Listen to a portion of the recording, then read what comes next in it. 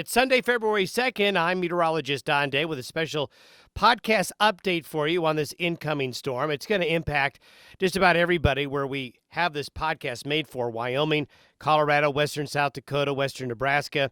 The whole region is going to be impacted by this storm after what is going to be a really mild and spring-like day for many of you, with temperatures getting into the 50s and 60s, even some 70s across portions of eastern Colorado and western Kansas.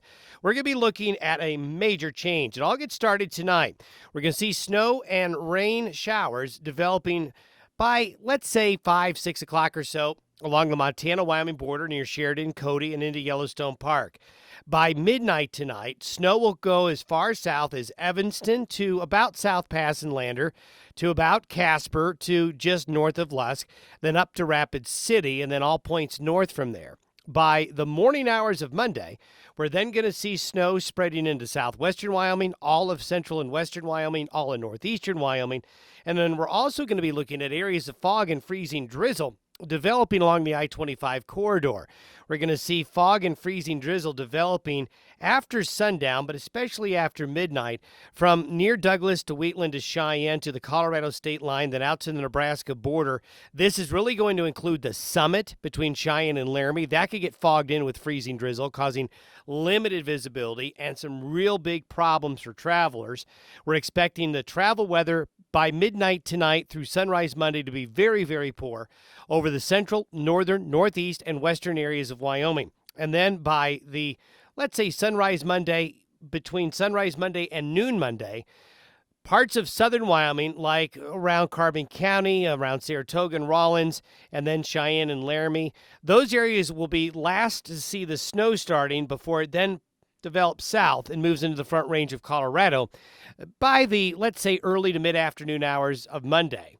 Then the most significant snow during the day Monday will be in central, northeast, and western Wyoming, then into southeastern Wyoming, the Front Range of Colorado, western Nebraska, northwest Kansas, Monday afternoon, Monday night, and the Tuesday morning. This is the graphic we wanted to show you.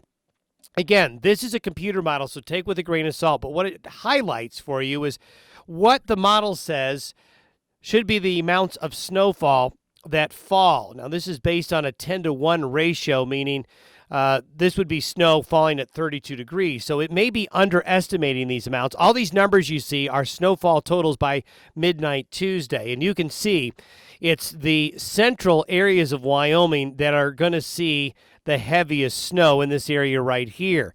Now, you can see a lot of numbers there that are 5, 6, 8, 9, 10. We could easily see well over a foot of snow in the Wind River Mountains. I think 12 to 18 inches of snow there. The Casper area could see 8 to 12 inches in this area here. Now, notice most of the other areas are blue. We've got lots of 2, 3, 4, 5-inch snowfall totals. So when it comes to inches of snow, this isn't going to be a massive storm, but it's going to be the biggest storm that's affect such a large area. You can see snow even getting down to Texas here with this system by Tuesday night into Wednesday morning. So snowfall will be the most we've seen with one storm since really just around that New Year's time frame. So while this isn't a big storm by our standards in terms of inches, it will be a very impactful storm, as temperatures are likely going to go below zero Tuesday night into Wednesday morning in many areas. And there's going to be a lot of blowing and drifting snow. And I want to show you that. These are the wind gusts through noon Monday. And what I want to show you is this is where we've got a real big problem for traveling in Wyoming. The I-80 and I-25 corridor areas, especially in the Sweetwater County, Wyoming area, Rock Springs, Green River, Wamsutter, there's going to be a lot of wind and a lot of blowing and drifting snow.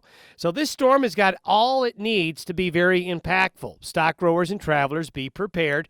We expect the weather to improve by Wednesday into early Thursday, but we're also looking at another snow event possibly moving in Thursday night, Friday into early Saturday, and we'll update you on that snow event with tomorrow's podcast.